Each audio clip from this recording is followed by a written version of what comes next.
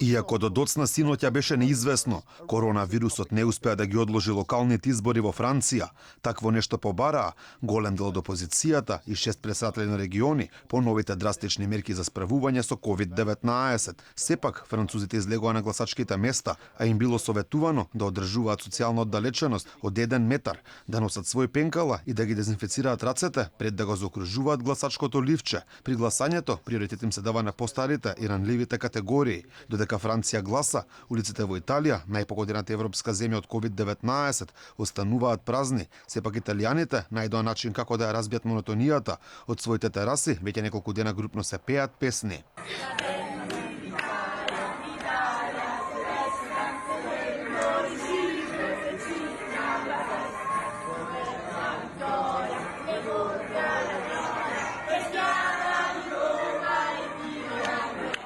Веќе неколку дена присутен е трендот кој започна во Италија, а се прошири низ цела Европа. Граѓаните да им аплодираат на медицинскиот кадар кој се справува со коронавирусот. Таква беше денеска сликата и од владата на Хрватска.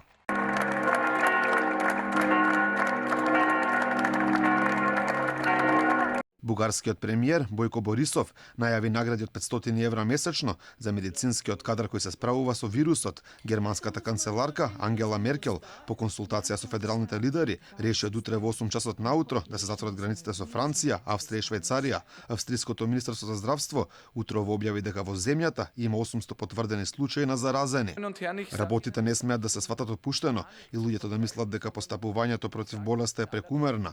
Ние се соочуваме со најголемиот предизвик по Австрија уште од Втората светска војна.